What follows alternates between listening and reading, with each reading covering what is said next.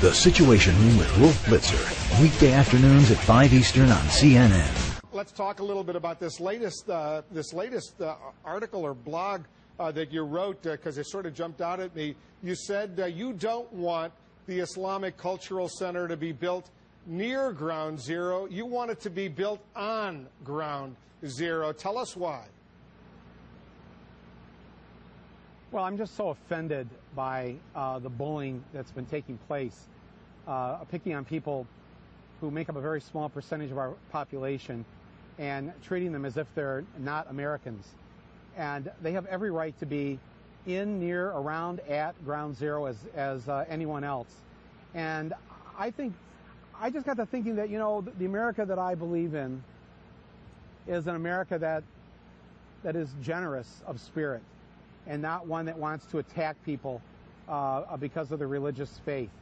And I personally feel very bad that these 19 murderers of 9/11 who killed 3,000 people were able to hijack a religion, did something what they said was in the name of Islam, and have made life very difficult for everybody else who is a member of this faith.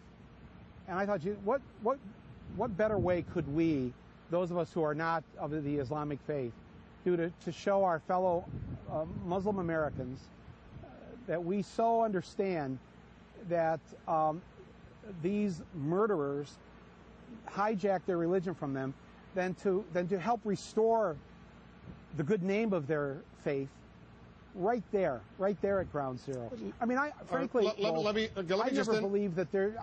Yeah, I was just going to say, let me interrupt for a moment, because as you know, a lot of Americans think that they have every right to build the cultural center and mosque near Ground Zero, but they don't think it's necessarily appropriate. A brand new Quinnipiac University poll, for example, asked, is it appropriate to build a mosque and Islamic center near Ground Zero? 28% said yes, 63% said no. Why do Americans, why are they so opposed to this idea of building this mosque and cultural center near, not on Ground Zero, but even near Ground Zero? Yeah, even near it. Yeah, I think it's because we're a little slow on the uptake sometimes. Those are pretty much the exact numbers of the people at the beginning of the Iraq War, of 28%, 30% opposed it, and about 70% were in favor of it. We always seem to get it wrong at first, whether that was with slavery, killing Indians, women not voting. We're not very good at the beginning of these things. We're really great, though, as we move along. We live in a nation where, sadly, people listen to things. They get afraid very easily. We have 40 million adult Americans who are functional illiterates, which means they can't read and write above the 4th grade level. So that's the America we live in, and sometimes we have to put up with that. But everybody, regardless of their level of ignorance, I believe, at their core is good and has a good heart. And if presented with the truth, and the truth is that Muslim Americans are Americans the same as every other American. And what do you say, Michael? What do you say, Michael, to a family member of someone who was killed at Ground Zero, who says, you know, I don't really think this is appropriate? Look in the camera and tell us what you would say to that family member. I would say that I completely understand how you feel. If a member of my family was murdered, I live in a nation where they would not allow me to sit on the jury.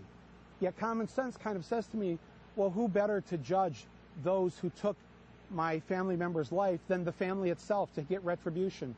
But we don't have a system like that, do we? The reason we don't is because we have to separate the emotion from it, because sometimes if we just let emotion take over and run things, the wrong decisions get made. I went to Mass yesterday, Wolf. Do you think I'm a pedophile sympathizer? Should I be judged because some priests committed a crime against children? Do you think less of me because of that, or because Timothy McVeigh was a Catholic and blew up the Oklahoma City building? Should a Catholic church not be allowed anywhere near the Oklahoma City building because he was Catholic? I got to tell you, I remember the very first presidential election. I remember I was 6 years old, John Kennedy versus Richard Nixon. And I remember, as 6 years old, hearing all this stuff about if Kennedy was elected, the Pope was going to run the country. And I remember feeling like there was something wrong, there was something bad about, why was I bad? Because I was Catholic. And this is our history, and we have got to stop this. And those of us who are part of the majority have to always stand up for the minority when they're being bullied by people who are using this issue for their own political gain. What did you think of the way the president, the commanding general in Afghanistan, General Petraeus, the news media for that matter, handled the whole issue of that pastor in Florida who said he was going to burn a couple hundred copies of the Quran? Well, it's never good to have our general saying that we're afraid of anything. I mean, I got a whole other thing about that. We could do that, take another show on that.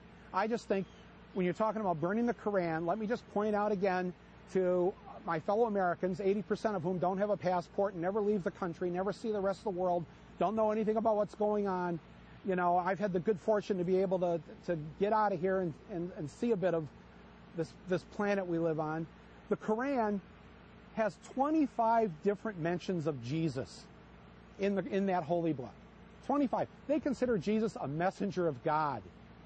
Why would you burn a book that beautifully mentions Jesus at least 24 times? I mean, how many Americans even know that? It really is just it just seems so crazy to me, and I'm fed up with it, and I just felt like I had to take a stand and say something about this. They're, you know, Arabs, Muslims of this, you know, they're 0.6% of our population. Whenever the angry mob turns on a small group, it's best to know that when they're done with that group, they're off to the next small group. So everybody should think about that, because we all belong to our own ethnic groups that either came to this country by choice or whose ancestors were brought here by force as slaves, or who were here originally as Native Americans. But that's the melting pot of who we are, and we should always stand up against the angry mob when they're trying to take away a basic inherent right of anybody in this country.